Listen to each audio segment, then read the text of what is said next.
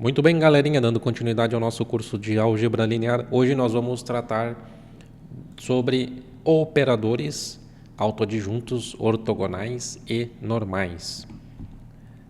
Um operador autoadjunto, ele é um operador linear em um espaço vetorial, portanto de E para E, munido de produto interno, em que nós temos aquela propriedade de adjunta, né? Que ele possui adjunta, esse operador linear, e a adjunta deste operador é igual ao próprio operador. Ou seja, nós temos, lembrando que a adjunta é igual à transposta, nós temos que a transposta é igual à matriz de origem. E se a transposta é igual à comutação, à troca, o que era linha virou coluna, o que era coluna vira linha, nós temos então que linhas são iguais a colunas. Portanto, esta matriz ela é dita simétrica, porque mesmo trocando a posição de linhas por colunas, nós temos valores iguais, né, entre linhas e colunas. Então, assim nós definimos uma matriz simétrica, uma matriz que ela possui linhas iguais a colunas. Os operadores autoadjuntos, eles possuem algumas características, como, por exemplo, se um subespaço F contido em E for invariante por A, o complemento ortogonal, lembrando que o complemento ortogonal é todo, exemplificando com a reta novamente em um plano cartesiano, todas as outras retas, né, que são ortogonais a que nós tomamos, serão também invariantes.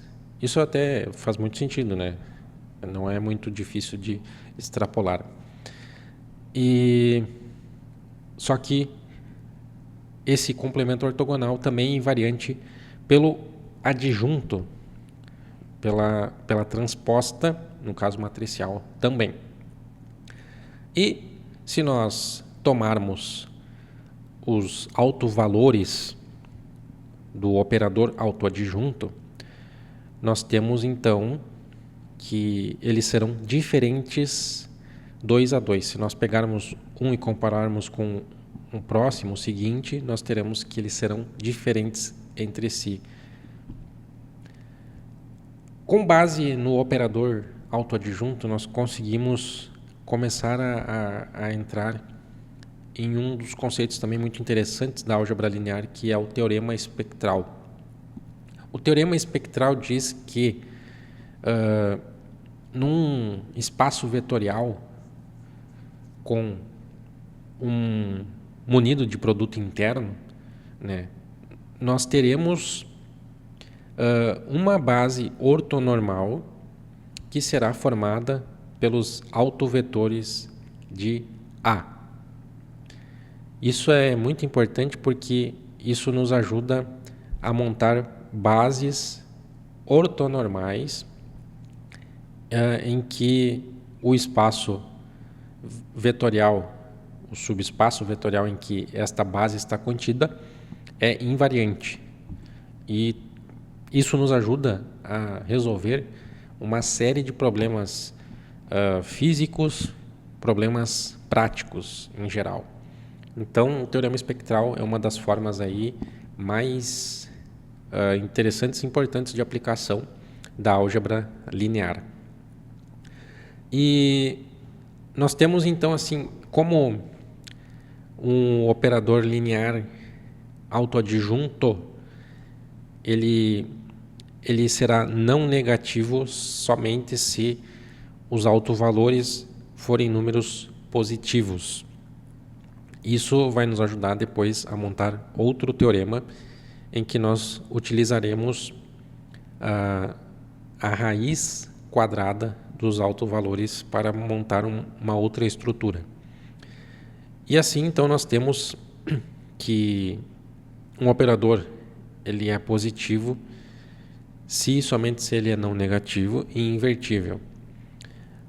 Isso aqui é uma definição que nos ajuda a nos livrar dos casos complexos. Então, partindo daquela definição anterior, nós temos que, ao aplicarmos a raiz quadrada num operador linear, nós vamos obter um outro operador que será então equivalente a se nós chamarmos ele de x, e o operador que nós estamos analisando é o a, x ao quadrado é igual a a. Então, por isso aquela condição da positividade dos autovalores em a. E o que acontece então se nós, resumindo aqui esse teorema dos valores singulares, ele nos permite montar uma outra base. Eu vou pular um pouquinho aqui porque já entra uma parte matemática que eu vou deixar os slides para serem lidos, né? Mas é montar uma base ortonormal também, em que os valores chamados singulares são obtidos a partir da raiz quadrada do operador linear original. E o que isso aqui nos ajuda? É um pouco extensivo a matemática para se obter ele, mas ele nos ajuda no seguinte: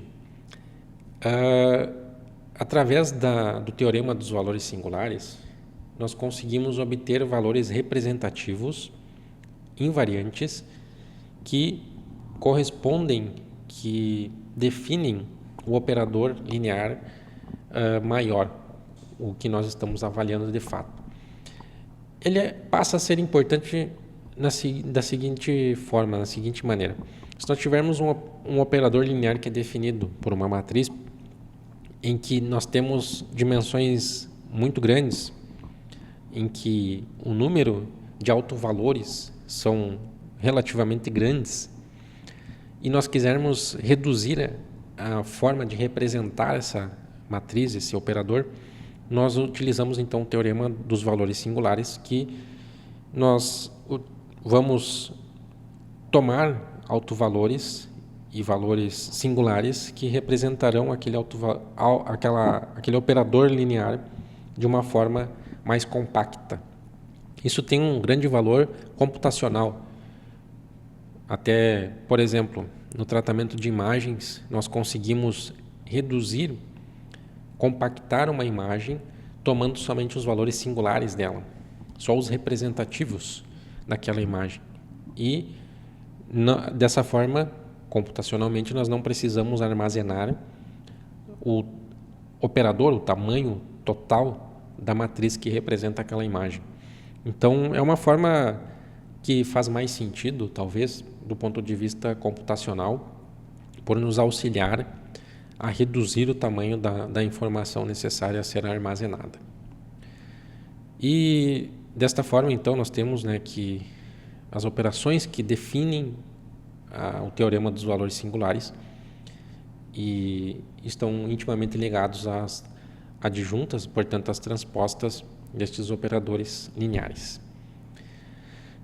Partindo agora para uma definição diferente, que é mas relacionada ainda, que é a do operador ortogonal. O que caracteriza um operador ortogonal? Ele é caracterizado da seguinte forma: se nós tivermos uma matriz quadrada cujas n colunas formam um conjunto ortonormal, então nós temos que esta matriz é chamada ortogonal, em que cada coluna, é ortogonal. E assim nós temos então que o produto interno, se for ortogonal, deve ser igual a zero. Uma matriz ortogonal, ela nos dá essa propriedade em que a transposta multiplicada pela matriz original é igual à identidade. Então, tem uma forma de representar a matriz identidade através desta forma ortogonal, que é chamado delta de Kronecker, em que delta, índices I e J, correspondem a 1 se I for igual a J e 0 se I for diferente de J. Isso nos gera a matriz identidade quadrada. Se a matriz U é ortogonal, então o posto é igual a N, ou seja, M por N colunas, o posto é N. E N seria, então, o posto é o resultado do operador linear sobre um espaço vetorial. É o número de dimensões que é obtido através do resultado do operador ortogonal já aplicado. E isso é obtido pelo fato de que as colunas são vetores linearmente independentes, né? Lembrando que eles são ortogonais entre si. Então vale aquela identidade em que U transposta vezes U é igual a identidade, e implica também que U vezes U transposta também é igual a identidade, e isso nos implica também que U transposta é igual a U inversa. Portanto, as matrizes ortogonais são matrizes quadradas ortogonais, cuja transposta é igual à inversa. Um exemplo de matriz ortogonal é uma que representa a operação linear de rotação no plano, que é definida por esta matriz trigonométrica, em que a transposta dela, quando multiplicada por ela mesma, gera a matriz de identidade. Uma matriz de passagem, ou seja, de mudança de base, também é ortogonal, também gera a matriz de identidade, quando multiplicada a transposta por ela mesma. E um operador ortogonal, ele nos dá certas afirmações que são válidas. Ele preserva a norma, preserva a distância, preserva produto interno, tem uma certa relação entre bases ortonormais, e seja qualquer par de bases ortonormais ou certo par de bases ortonormais, transforma também essas bases ortonormais em conjuntos ortonormais. São afirmações que são válidas para esta categoria de operação linear. E pelo fato, então, de preservar o produto interno, nós temos como implicação que todos os autovalores de A têm módulo 1, né, são unitários. Todos os autovetores associados e autovalores distintos são ortogonais entre si. E os autovalores reais podem ser mais 1 ou menos 1, enquanto os complexos, né, se acontecerem, vão aparecer em pares conjugados, na forma polar. O que isso nos diz, então, né?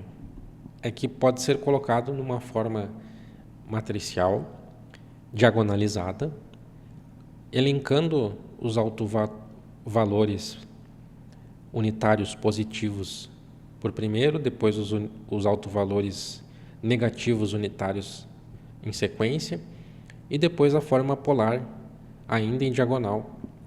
Tudo isso é um operador